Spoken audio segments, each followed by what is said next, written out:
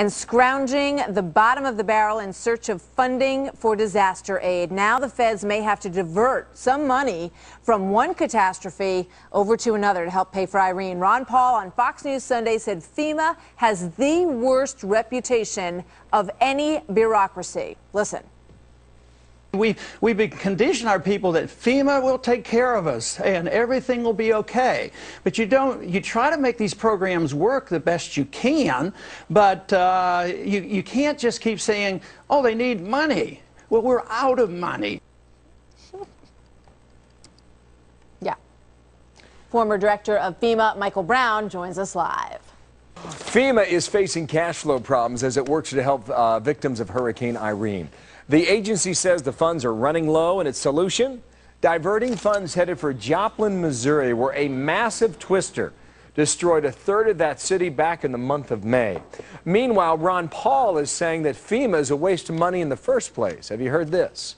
We're out of money. This country is bankrupt. So this idea that the bleeding heart will say, well, we have to take care of them. I mean, the whole idea of FEMA is a gross distortion of insurance. Matter of fact, FEMA creates many of our problems because they sell the insurance because you can't buy it from a private company, which means there's a lot of danger. That was from Fox News Sunday. He went on from there. Former FEMA director and Undersecretary of Homeland Security Michael Brown is my guest from Denver, Colorado. You remember him from the days of Katrina. How you doing, Mike? And good morning to you. Good, Bill. Out good there to see you. In Colorado. What about Ron Paul's comment? FEMA creates many of our problems.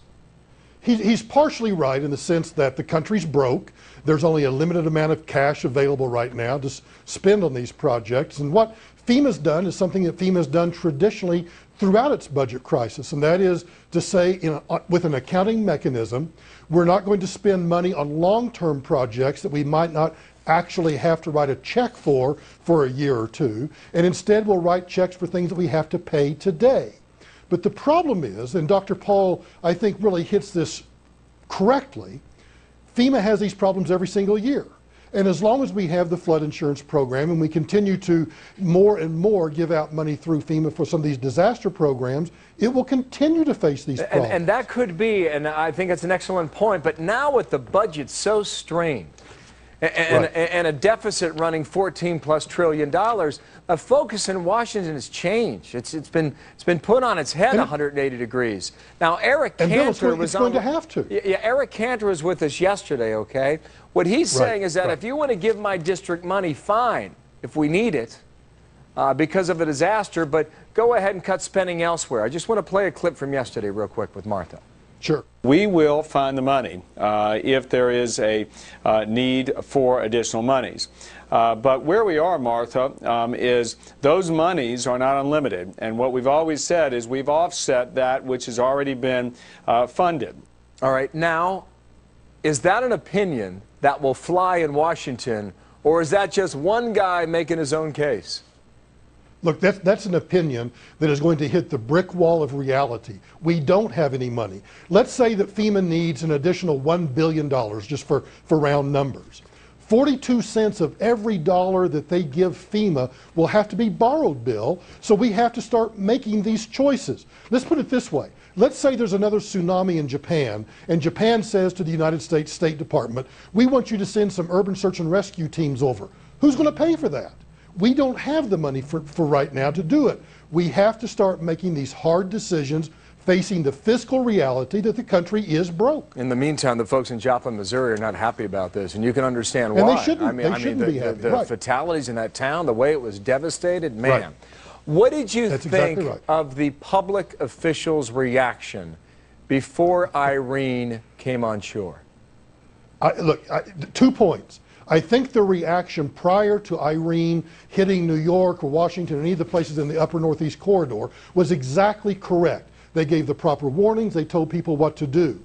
But what government officials failed to do was to de-escalate that once it became apparent that the eye wall was collapsing, that Irene was losing power and strength. Then they should have come back and said, it's losing strength. You may be able to move back. But look, the American people have to understand that government officials post-Katrina are going to be scared not to give those warnings. At the same time, citizens have to listen closely. They have to pay attention to what government officials say, and they have to pay attention to what's actually happening on the ground. If you make that audible in mid-storm, you know what these guys are thinking. They're thinking, if I still got to cover my rear on all this. You mentioned Katrina. But Bill. Yeah, but you mentioned Katrina. Do you think Katrina changed the reaction forever on these storms? Absolutely. Because now you'll have Governor Christie, you'll have Bloomberg, you'll have Governor Perdue and the others saying, look, our advice is you must evacuate, you must stay out of these low-lying areas. That is factually correct advice and good advice. But what they now have to learn to do is to understand that now the reality is the storm has lost strength, and now those warnings maybe aren't quite as necessary.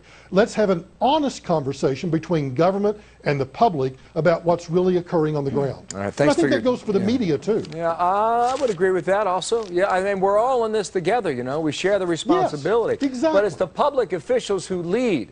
And when they come out and make big statements, you know, the media companies react. When Michael Bloomberg last Thursday at noon came out and said people living in skyrises in New York, they better watch it because the windows could blow out. Well, how do you think we're going to react to that? It's going to be, whoa, well, we've never seen that before. But then I think you need to come back, and when the storm kind of dissipates in New York City, you need to say, look, here's what's happening now. It's not quite as bad. It appears to be safe now. Okay, on the next disaster, unfortunately, we're going to call back on you, okay? And we'll see where we are with the budget constraints and FEMA and where we spend our dollars most appropriately. Mike Brown out of Denver, Colorado now. Thanks, Martha. But, you know, just one thought on that. The great irony is that what they didn't do was they weren't nimble.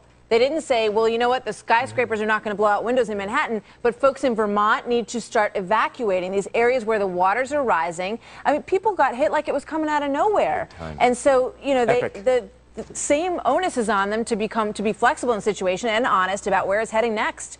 So that's something that we need to think about as well.